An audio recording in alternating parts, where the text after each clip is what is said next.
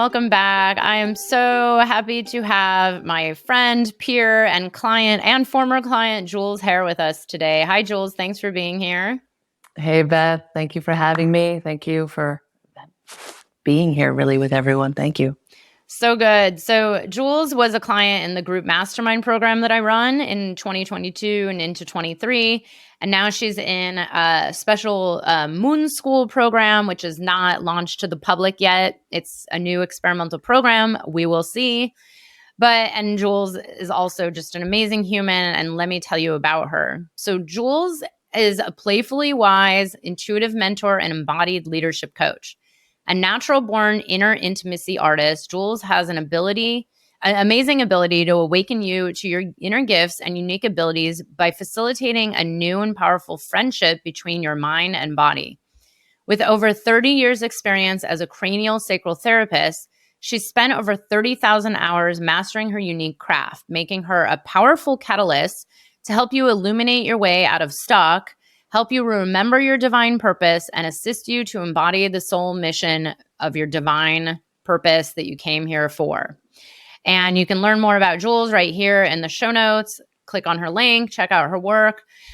But Jules, let's get into it. I always love to hear the story, especially as one of my clients, where it's like, I know a little bit of your background, but I don't know the deep story.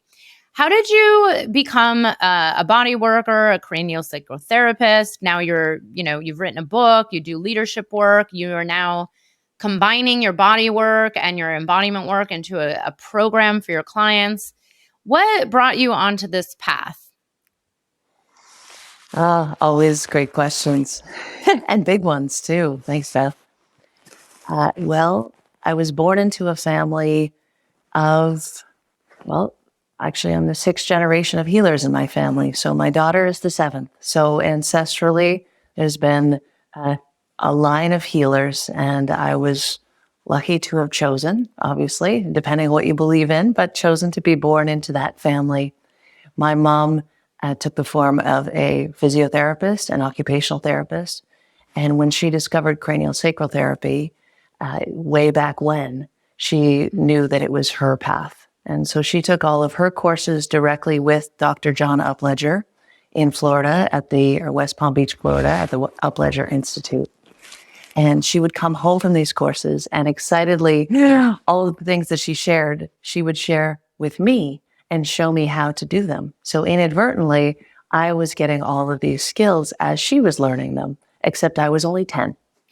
And so throughout the years and all of the trainings that she did, with John himself, and then later with other teachers. I took my first cranial sacral course when I was 17. I lied and said I was 18, I think, at the time, to take a cranial sacral course because I was so excited. Some people lie to get in the bar, not me. Lie to drink and get a tattoo. Right? So I say that I have 30 years experience because I'm 42. So I've been doing it since I was 10, but I would help my mom with clients in our home-based clinic. And so she would call me in after school. I would say hi to the person, and she'd say, do you mind just holding onto their feet and just grounding them while I'm working on their cranial base? And I'd say, yeah, but it's actually something going on in their gallbladder. And so she'd say, okay, well, you anchor the gallbladder, and then we would work in tandem. And so as I grew up, I knew that I wanted to do that work because it just came so intuitively, and it was so rewarding, and it felt so easy, and it was so fun and playful because it was all closing my eyes and feeling and seeing this world that's alive inside of my hands, and just my attention shifting from one place to the other. I changed things. I was like, wow, it doesn't get better than this. I haven't experienced anything in the outside world that compares at all to what happens when you give attention to this degree to bodies. So I wasn't sure whether I wanted to do it with adults or with kids or with babies or pets. But I realized when you start treating pets, you're always treating the parents, the owner stuff. When you're treating the kids, you're always treating the parents because the parents are projecting their stuff onto their kids. So I had a family-based practice after becoming a massage therapist. I became a family-based practitioner for 20 years in Kitchener, Ontario. And now I'm in St. Martin's, New Brunswick, on the Bay of Fundy in Canada, here on the ocean.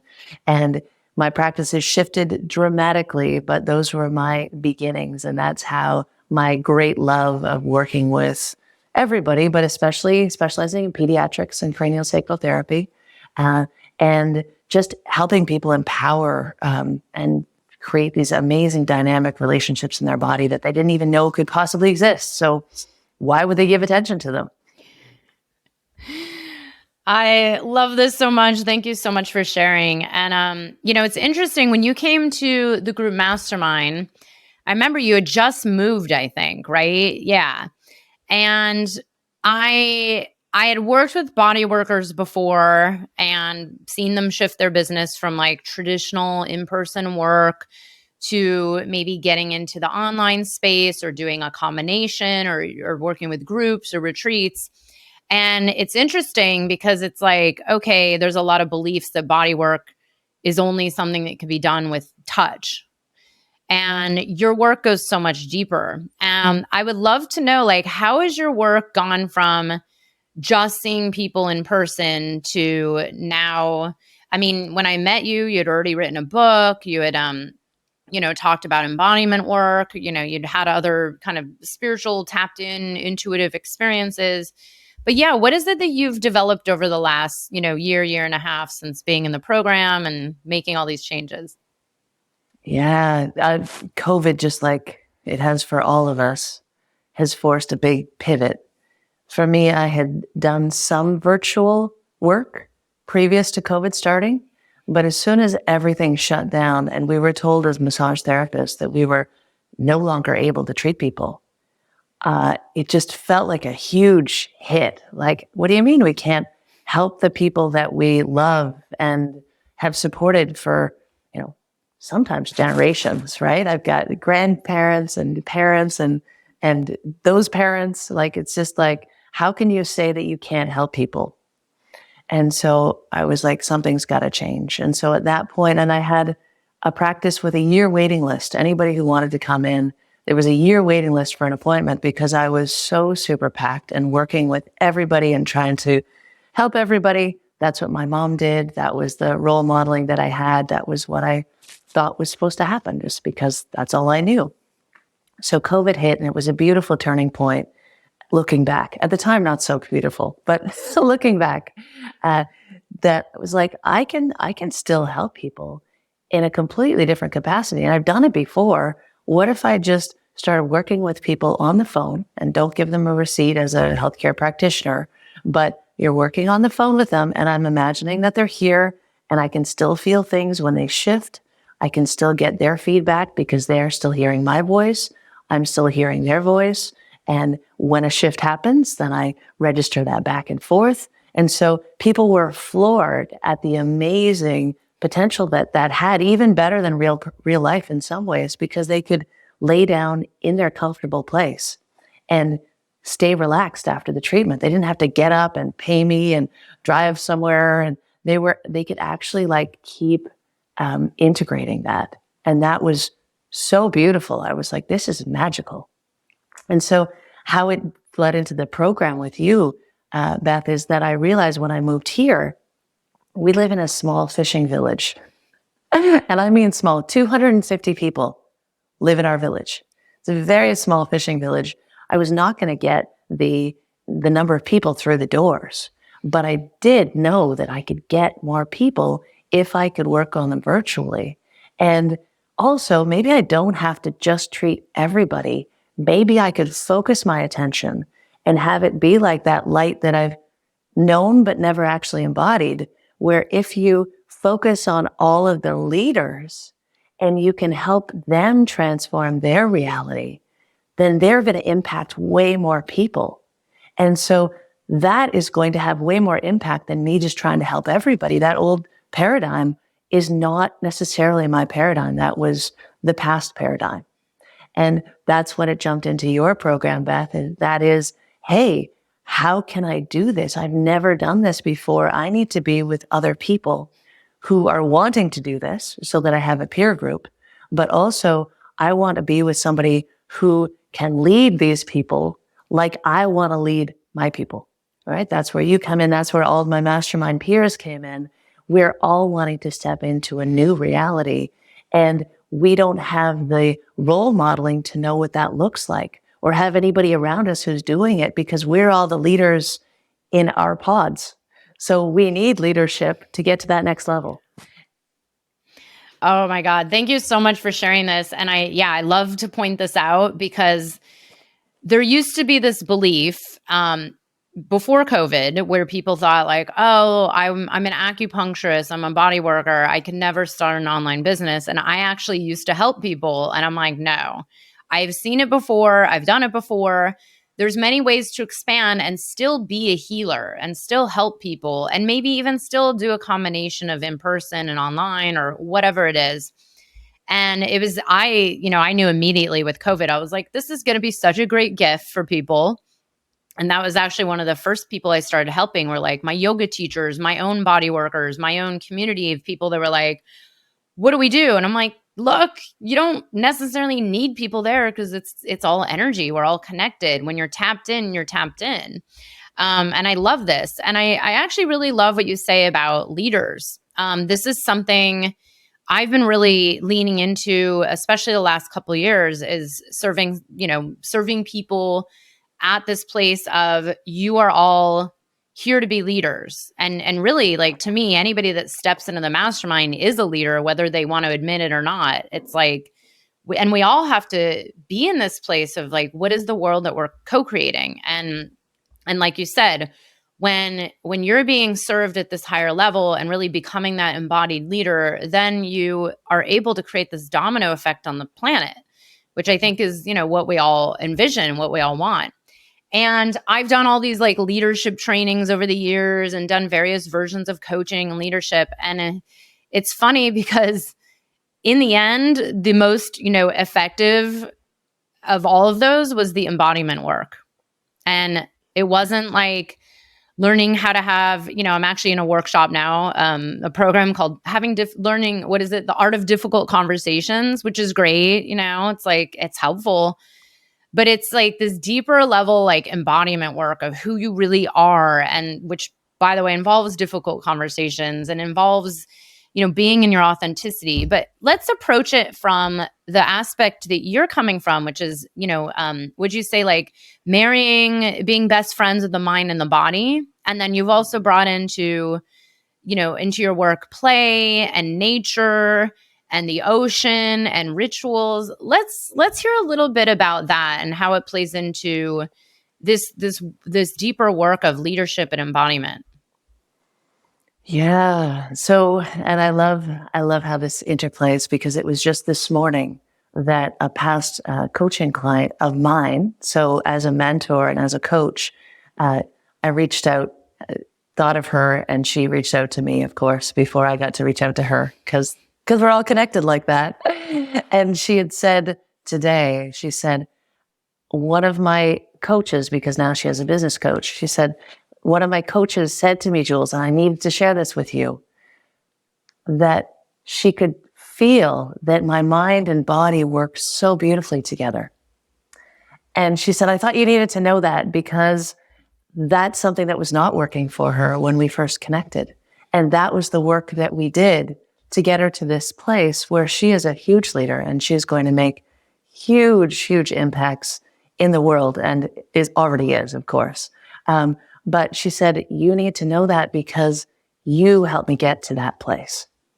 And I've heard this continuously. And for whatever reason, during this interesting period of time that we're in when we're doing this interview, it came out just the other day. Another person that I had mentored, probably started mentoring like 15 years ago, as a cranial sacral therapist, just randomly reached out and said, Jules, you need to know that you're with me every day of my practice. I asked myself, what would Jules do? And I was like, that is like the biggest compliment anybody could ever give.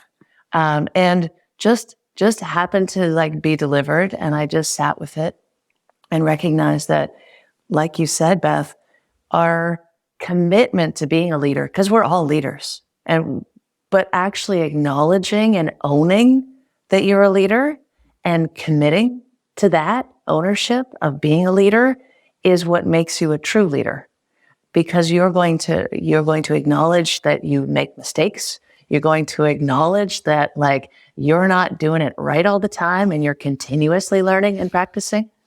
And so my experience of being here on the ocean and going for walks and sharing that on social media and just like, jump into the head of Jules on the beach. And sometimes it's oh, look at the sea urchin. Look at this. And it hasn't been eaten by a seagull yet. So you can see its little like toes and all of the fun stuff. Or I'm having really deep thoughts about my inner child and how she really needs to be held and how I'm continuously pulled away from her, even though I know she's screaming. Right? Like all of the fascinations, as our friend Brian would say, following your fascinations and just sharing them, and how powerful that is to just be yourself and the mind and the body working together. It's been a constant playground for me, but that's what I help people to do. Is we're so in our heads because the world is continuously throwing. I say it's like information sandstorm. And by the end of the day, it's like you're scraping all the grit of this like information off you and going, oh my goodness, did I really even need any of that? What do I even do with it? Versus the actual integration of, whoa, I heard something that really hit me today. How do I want to register that? Or how does my body need that? And one of the analogies I use that another client of mine and somebody I mentored, her body made it up, but she said I could use it. It was the brain is in the driver's seat and the heart is in the passenger seat. And the brain's like going, okay, we got to go. And the heart's like, but I think like we could look at that over there. Could we go check that out? And he's like, no, we just got to keep going straight. Right? We got to be there on time, and this is the right time. And when they're able to switch, and not because one is more important than the other, but they each do different things in different roles. So when you allow the heart to be in the driver's seat and the mind to do what it does best, and that is like hold the map and navigate and tell you where things are, but the heart's saying, okay, but we're going to stop here first because look at this. There's like this opportunity to connect and be present. And this person needs us. And the brain goes, okay, but only for 5 minutes. Only for 5 minutes. That's fine. So there's a beautiful, and it's kind of jerky at first when you're first getting used to it. But the more and more you lean into it, and over this 6-month program of this coaching program that I created, the graduate students found that like right at just over the halfway mark, they had the most struggle, just like the hero's journey, right? You're like, okay, we fought the dragon and now we're good. And we're going to come back and we're going to tell everybody all about it. And then you almost get there and you're like, oh my goodness, I thought it was done, but there's more. There's more. Oh my gosh, I thought I got through it all. I thought it was done. You go, oh, actually the hero's journey just keeps continuing itself over and over and over again. But it's the relationships that you've made that allow for that hero's journey to get clearer and clearer and more concise in new ways so that you have these tools. And that's what that relationship between your mind and body or your heart and soul or whatever you want to describe it as is it's the beautiful integration between the energy and the matter working together as a team that keeps things going and keeps the growing less jerky. There's going to be still all sorts of big growing pains. There's no doubt about it. We're humans. Yeah. Yes. Always. I love this analogy. Thank you so much for sharing. This is a great way to put it because we do need our brain, but too much of our society, as I'm sure many listeners are starting to become aware of or are already aware of, is just everybody's so stuck in their head. And like you said, with the information, it's an area I've been really kind of feeling into lately is like, wow, there is so much information coming at us or available, shall I say. It's like we can choose to engage or not. But even for me, it's like I'll go to post something on social media and then it's like, oh my God, like an avalanche of information that I don't really even need. It's like, yeah, it's kind of entertaining sometimes, but really I get my best information when I go on a hike with nothing. Like that's it, or like I go sit and like stare at the bees or whatever it is. And it's like, well, wait, that's the information that's actually important to me. But then there's like this world we live in. I mean, now I see why people can't get shit done a lot, where I'm like, oh, no wonder people are not getting things done. Everybody's just so distracted because there's just so many avenues for information, which is all head. It's all head based. It doesn't matter if you're watching someone dancing half naked on Instagram trying to show you an embodiment practice, you're still in your head watching them. And, I want to dive into a little bit of what you say here about, integration, and then also how you take people so I've had cranial sacral before and I love it. I don't even understand how it works, but I have some inkling. But how do you take people from, really feeling a physical body and like the water and the energy into a program where you're walking them through this process to come into their heart and their soul? How do you translate your body work to that? Or how did you translate it for your program that you offer for people? Yeah. I'm going to take it back to what you were talking about getting your best quote unquote information, or, the gnosis that you get when you're out in nature. And that is that nature is a beautiful reflector. It's like a whole bunch of clear mirrors. And so your own knowing comes alive and bounces off nature and back to you. And then it feels clear and you feel more whole. And there's this sense of like beingness that you can't get in any other way, except if you have a person holding space for you and doing the same thing. So what I will often say with my clients is, your body likes my attention. It loves your attention. So I'm going to use my attention as an amplifier, as a catalyst, but I'm going to bring your attention to what wants your attention, right? And so then I will tell them, I have a stuffed animal. It's a Curious George doll called Bananas. I should have had it right here, but you'll have to use your imagination, everyone. Remember that? Yeah. And so what I'll do is I'll say, I'm going to put one hand underneath your sacrum, and I'm going to put the other hand right on top of your lower part of your pelvis. And I want you to take a couple of breaths and just breathe into your lower pelvis and just fill your lower pelvis with your awareness, and just notice if any sounds or colors or memories, maybe even words, and just letting yourself be fully present in that space. And as soon as they are physically there, their awareness is dropped into their body, and I'm holding space there as well. It's like a mirror box.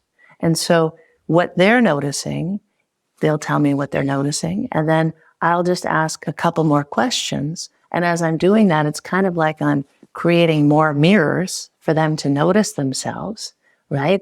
And for their brain to actually have a place to be able to recognize something, but not in a linear way that it's used to playing, because our thinking logical brain loves to put things in categories and make sense of them and logically orient them, right? And assign meaning and put them in files and then file them away and say, okay, I got that. Wow, perfect. But our body does not store things the way that our cognitive brain processors do.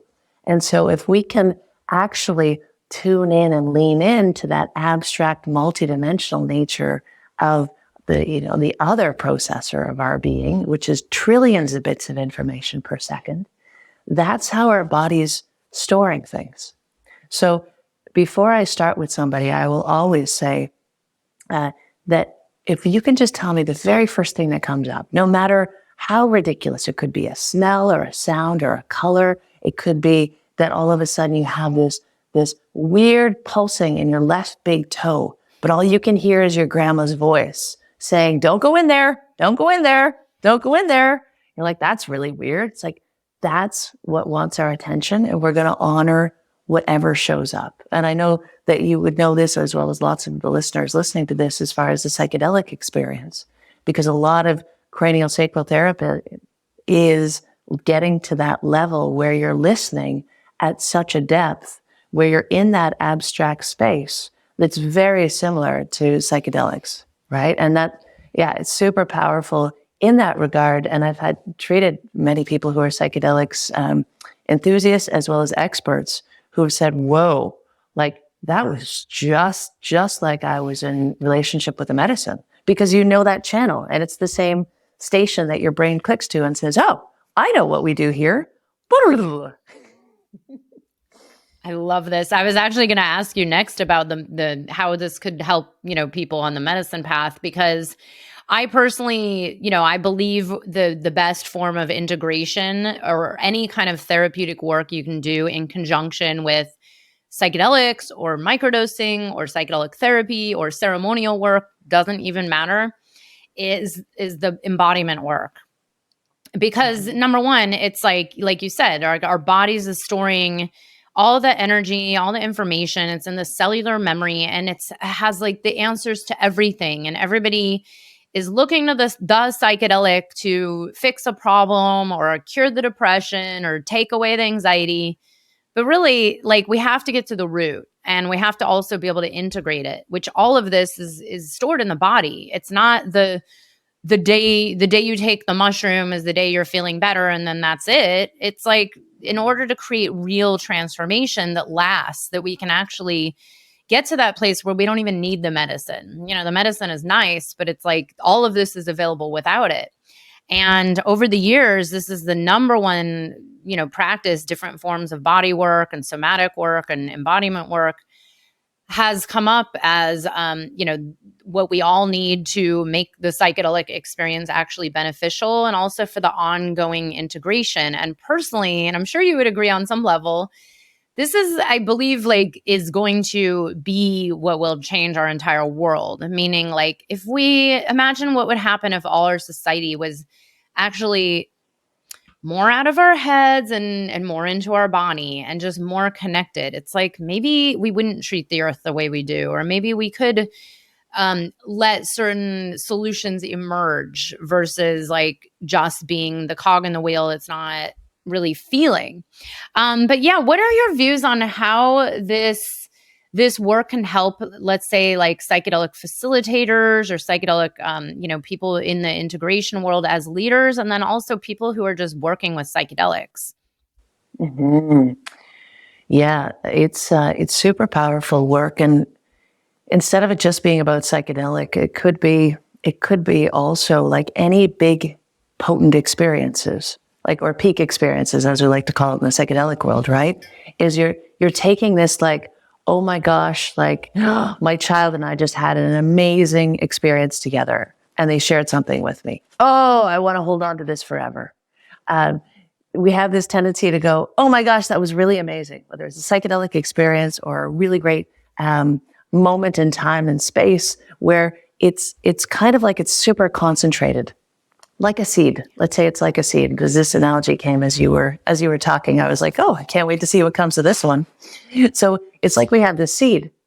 It's got a really, really thick coat on it, though, because we really love it. We go, wow, this is a really powerful experience. All of this amazing wisdom erupted. I can't forget this. I got to hold on to it. And so we like encapsulate it. And then it's in our body, but it's like encapsulated.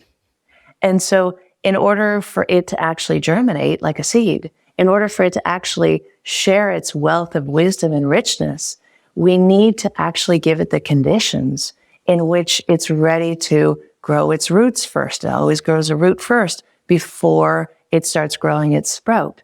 And so it's like a lot of people will have a psychedelic experience. They go on an ayahuasca journey, or, they take mushrooms. They have this amazing, amazing experience, but it's just there and it's held frozen in time and space, and it's just stuck in there.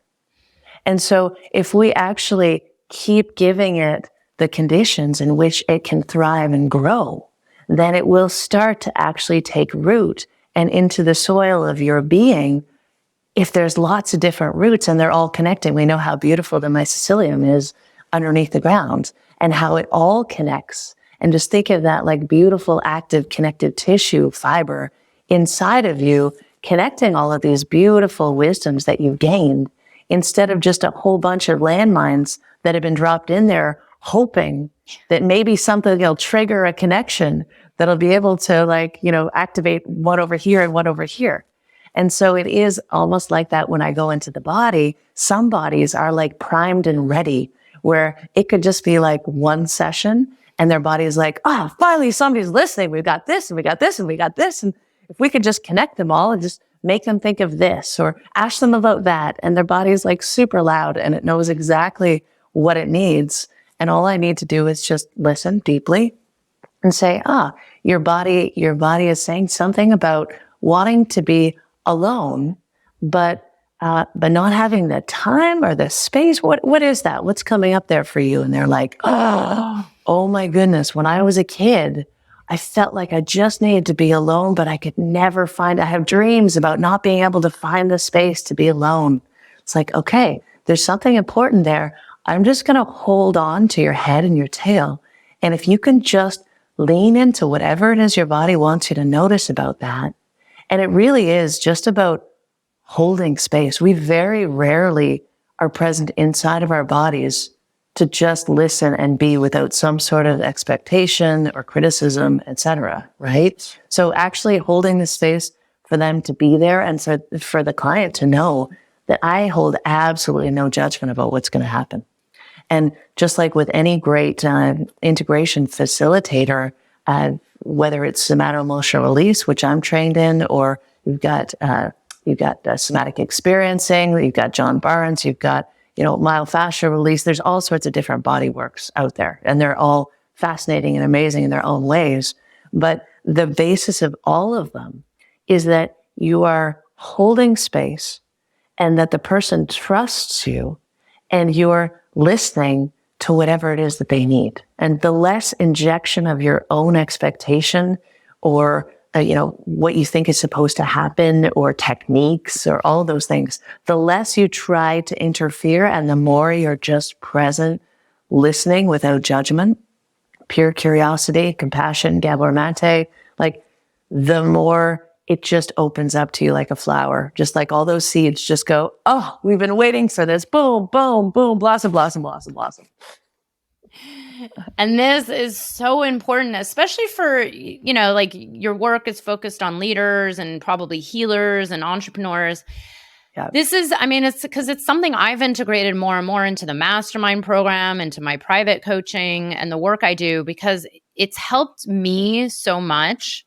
Where when I started really doing the embodiment work and slowing down and listening and allowing, like you said, allowing that flower to just bloom, that was where everything just started taking off. And I was like, well, wait a second.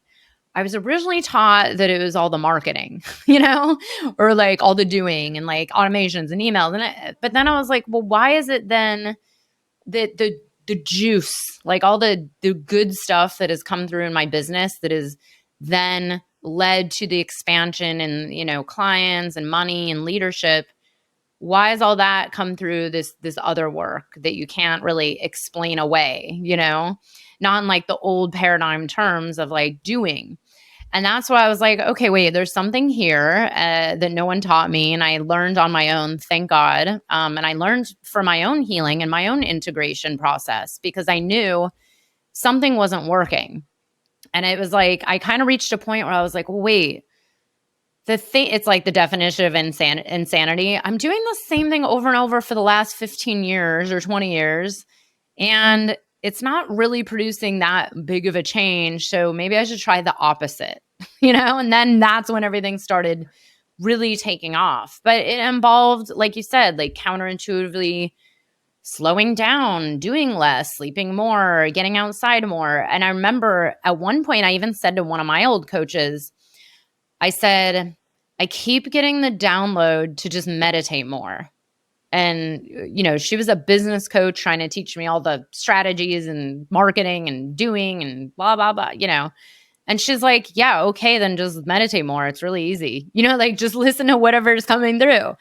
And I was like, ooh, that was edgy. And that's, and this is like the kind of the new the new leadership that that you're doing, that a lot of people are doing, that, most of the mastermind clients are stepping into this place of like true embodied leadership, like being in this place of listening and healing and growth, and really allowing what's emerging versus this like trying and pushing, which really doesn't serve them or the planet or their clients.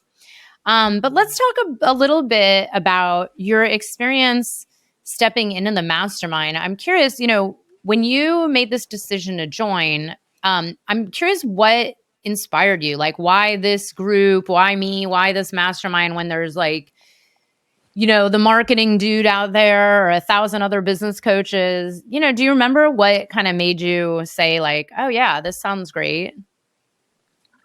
Well, you know that I'm an intuitive mentor. So intuition plays the biggest role in all of those things. But I was talking with my friend Stephanie, and we're on a conscious Zoom breathing group every morning. And I wasn't there every morning by any stretch. She was a very dedicated soul. And we do Wim Hof every morning.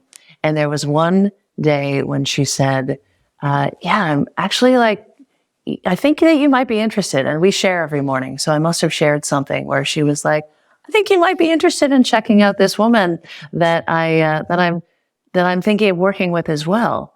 And I was like, you know what? I'm going to say yes. And I would like to get her information for sure.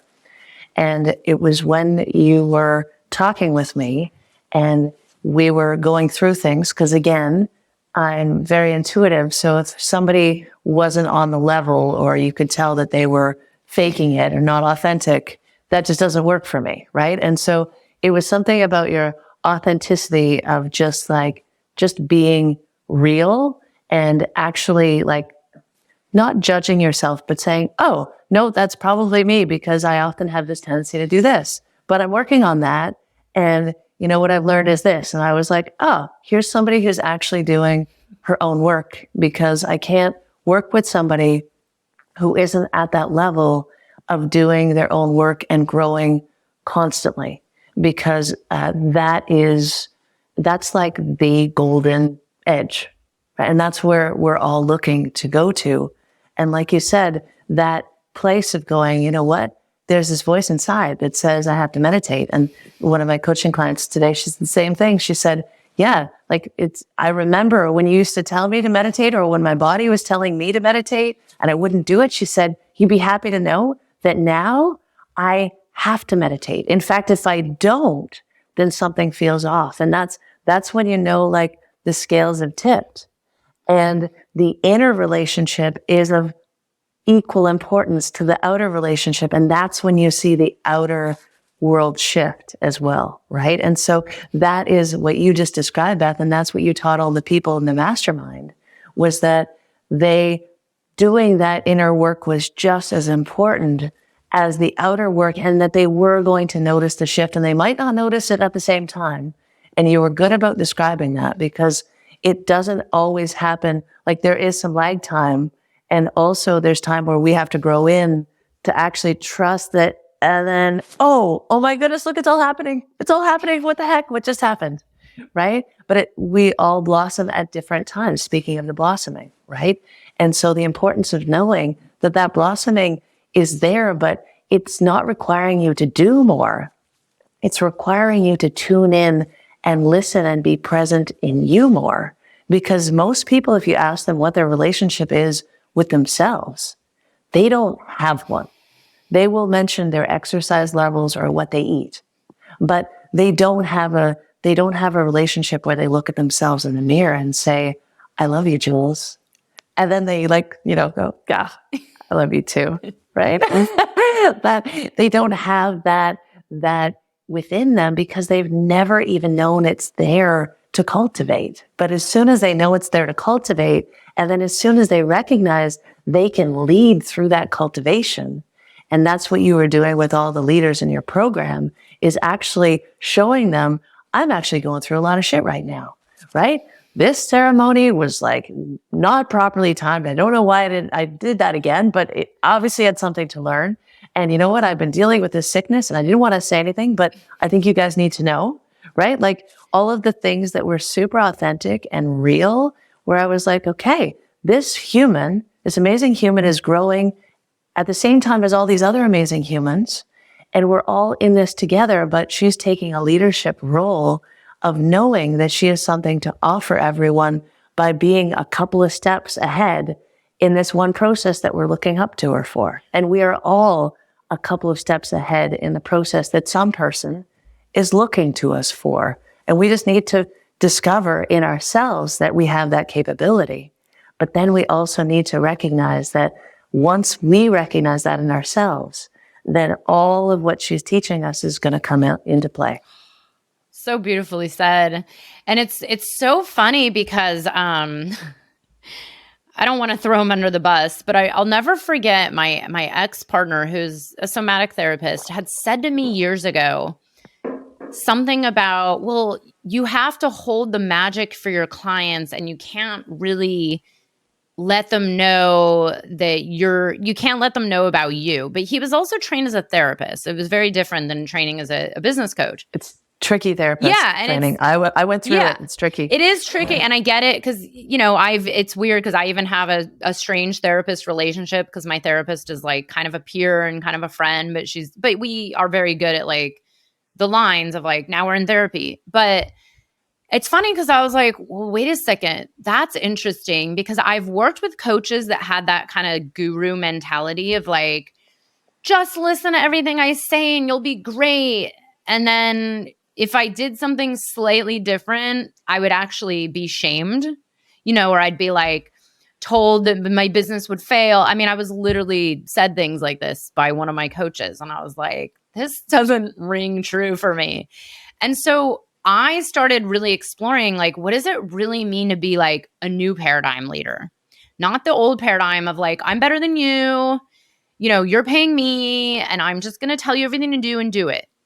Because I saw that, especially in the coaching world. I mean, it still exists. It's a very like kind of old paradigm way of like the gurus and the marketing and then the cookie cutter way of doing anything. But then what I started noticing is like, that doesn't really work for people because it's not your authenticity. And that's how we end up developing a bunch of cookie cutters that actually aren't producing, like they're not really their own. Yeah, they're not operating from their heart. They're not truly serving. They're kind of just spewing out like regurgitation. And what I try to teach to my clients, exactly what you say, is this level of like, look, I'm still learning, I'm still growing. And yes, here's how I can help you make it better. But my goal is to empower my clients to really like look inward and say like, how do you want to do it your way while while working with me as the person that's going to help you make it more effective.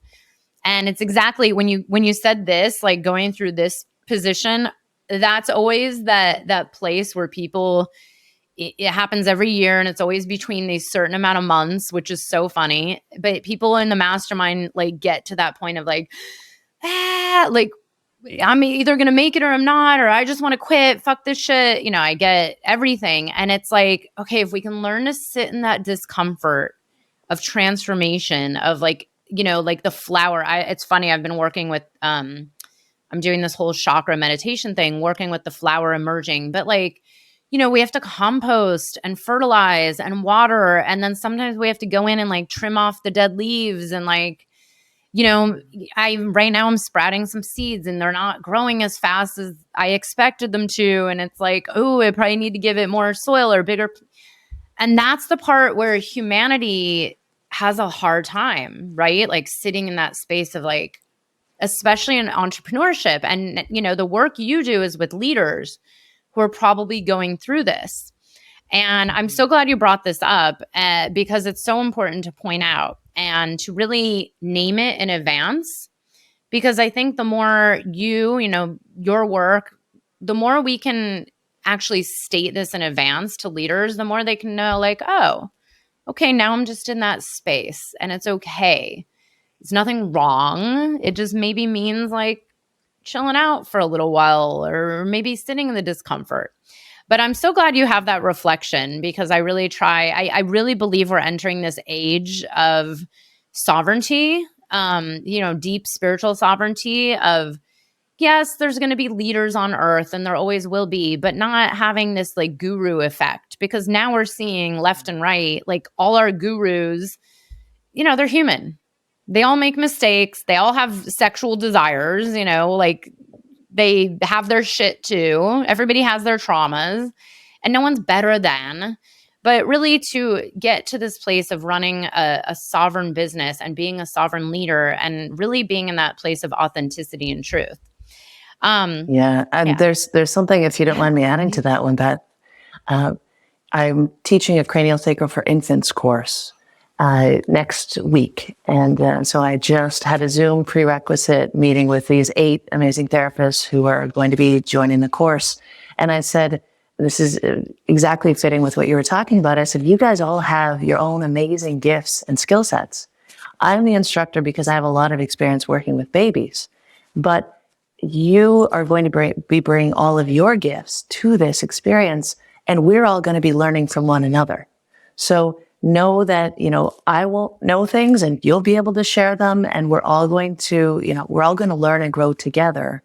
And it's the same with the program. As I say, let's transform together, because after I've got 2 graduates through the program in the beginning, I was like, I've transformed with them, and I've been able to share what I've learned in their transformation about myself and about the process to them. And then they were happy that they were able to contribute to my learning and growing, right? And so it makes for an entirely different environment when it is just all honored and equally, respected. And there's this reverence for one another that doesn't have to be hierarchical in any way. Yeah. So thank you for role modeling that as well. God, yeah. I love it. Wow. Cranial Sacral for Infants is deep. Wow.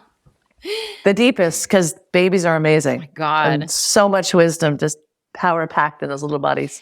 I want to hear a little bit about, you wrote a book and you've worked with, young people and you have kids yourself. I'm curious, like, how is this work intertwined into this kind of younger generation?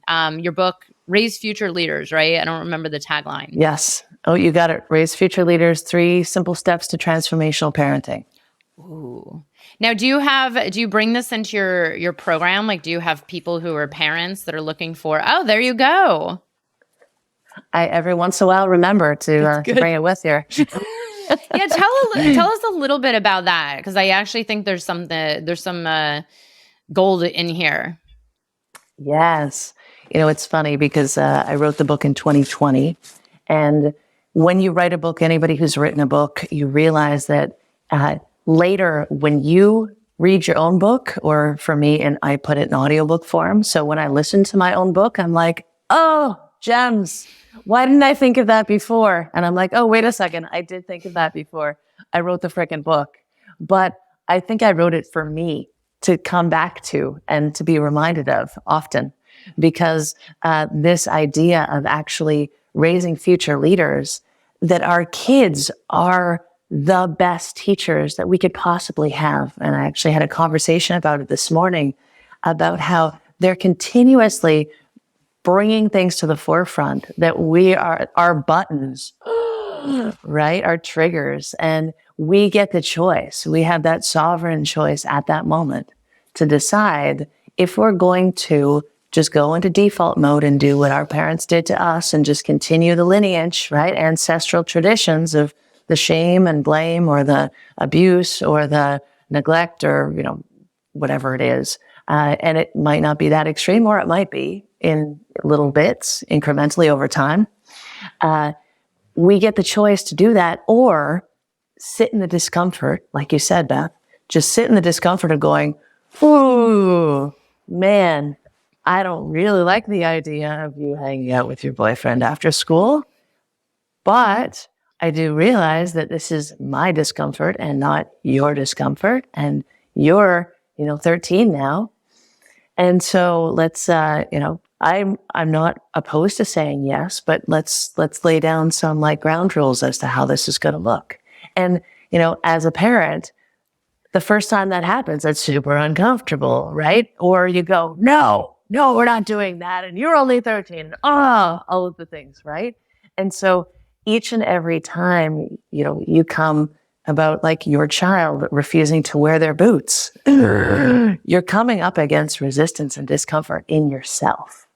And that's where the growing is. And it's not to say I've been a master at doing that. I've continuously like made many mistakes and failed attempts at growth, which is what parenting is all about. But it's deeply helped me to grow.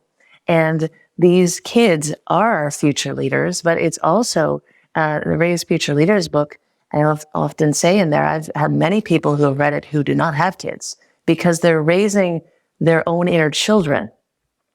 And they're taking all of the techniques and all of the things I'm talking about and bringing them back to themselves and being the parent and reparenting themselves, which comes up in all of the natural work that comes up, whether it's psychedelics or, internal family systems, or it comes naturally in our bodies. So us bringing our awareness to it, and just like Hermetic wisdom, it's all about the will as well as the emotion, and linking it all together by knowing that you have the intellect to choose. And so you get to choose using your intellect and your emotion, and all four of those, when they're combined together, are the master key to connection. And so it's all about connection, and it's all about learning from our inner children and from our kids. And again, not about any specific answers or solving problems or making sense of things, because our world is full of that. And I think we're ready to move on from that. I was like, yeah, and it's not gotten us very far. That's a good one. It's not getting us where we need to go. That's a good quote. And I'm sitting here going, oh my God, I really wish my parents would have been willing to read a book like that.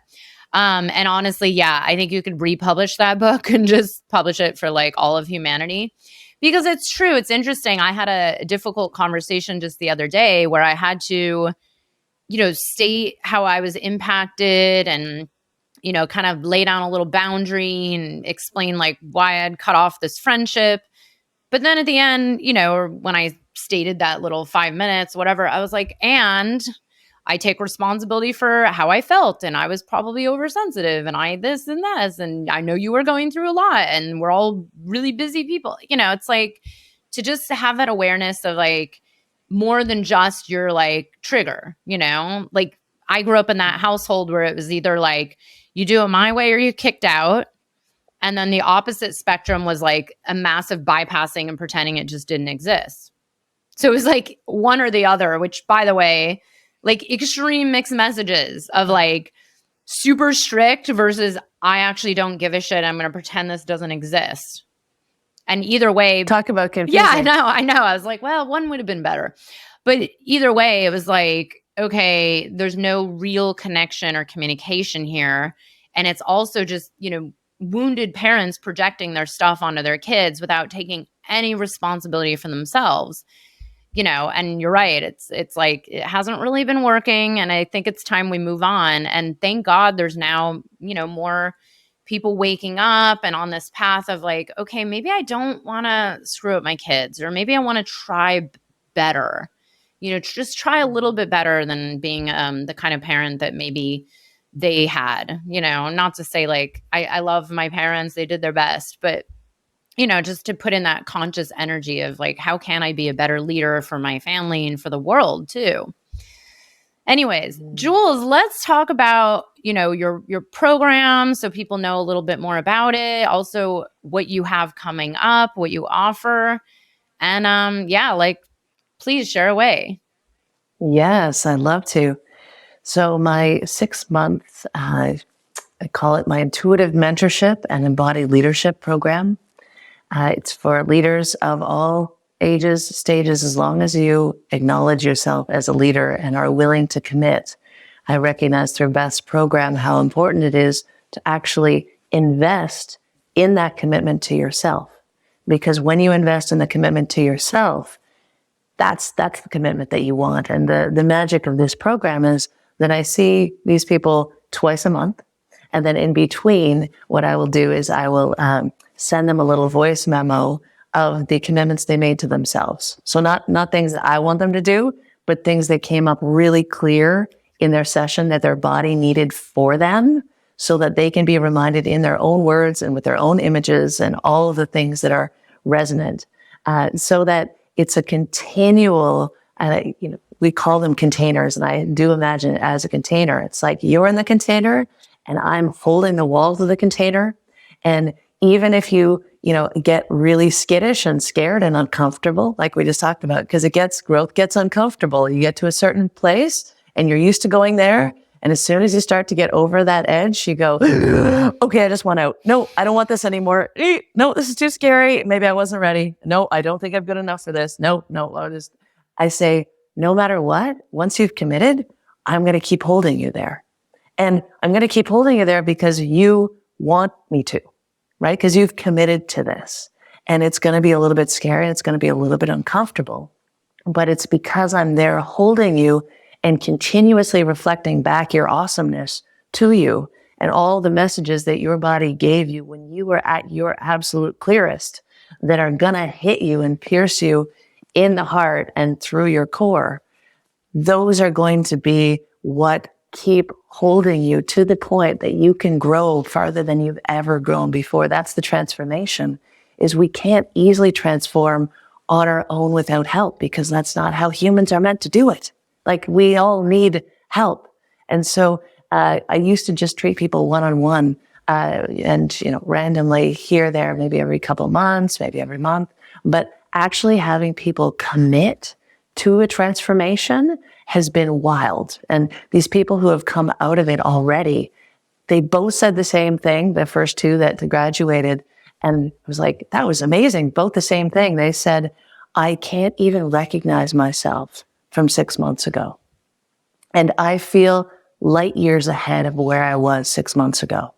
And they both said that like at different times. And I was like, what are the chances that you would say the exact same thing? Okay, there's something there and something, so I would remember it, obviously. So that has been transformational for me, to remember that me holding that space as a leader has that potency to take them further than they've ever been able to take themselves before, and remember their awesomeness to the degree that it's tipped. They cannot remember it anymore. They can't possibly go back to the way they were before. And that's transformation, is that you've already shifted too far. You can't go back. It's scary and awesome all at the same time, right? And as far as group teachings, I'm continuously working on groups, because I know that that is where I'm going to make the biggest impact. I'm still blossoming in that degree, because I don't know exactly how it's going to come through, but it does feel like it's going to be about supporting parents as they're working with their teens or kids, but also not about solving, not about like fixing or techniques. It'll be about sharing, and that group collective sharing, and us all actually looking back in at ourselves, at what's coming up in us, because that's where the transformation happens. And I know when it comes to group work, like, it's so much more powerful because everybody is having that shared experience together. And I know it will impact all of the kids and all the inner children and everybody in connection. So I'm still playing with that, but I do look forward to being able to share it soon. So I did just create a website. And so it's juleshare.ca, Jules Hare, like the rabbit, .ca. And you can find everything there. And I would be happy to share the audiobook, but also my books are available on Amazon. Raise Future Leaders, 3 Simple Steps to Transformational Parenting. So you can find me, you can reach out to me if it speaks to you. And obviously I have a clarity call so that we can see if we work well together, or maybe there's someone else that like screams out to me like, oh, you need to work with Marin or Beth, or, oh, I've got a friend that would be a really good fit for you, actually. Because I'm not about like fixing or solving. I'm about holding space for those committed leaders who are truly ready to step in to their power and to actually commit to themselves and this amazing relationship that they might not, that's usually whispering to them. Maybe it's screaming. Maybe there's something like going on in their body that's like catalyzing it. But regardless, if it feels like a good fit, we can take you to that transformational level of awesomeness that you can't even fathom right now. Oh, thank you so much for sharing, Jules. I'm like, this is so exciting. I think this is so what the world needs. And I really appreciate you're doing this work. And it was such an honor to have you in the mastermind and to see your growth and where you're going. And thank you so much. I'm so proud of you because you really showed up so fully. And, you know, all you do is, like you said, you commit. All you have to do is commit, you get results. It's very simple, you know, commit, get out of your way, allow, and voila. You make it sound so easy. Oh, no big deal. And I'm thankful to be here with you today and sharing with all of you. And there was like that little bit of nervousness because I was like, oh, that's like the biggest podcast that I've done so far because she's interviewed like Charles Eilenstein. And I love that guy, all those characters. And so, yeah, thank you so much for having me on the show. And yeah, I look forward to connecting with anybody who this feels like it resonates to invite in that connection. I cannot recommend you enough, but we'll have all your links here. And thank you so much. Thank you. Thank you, everybody. Much love.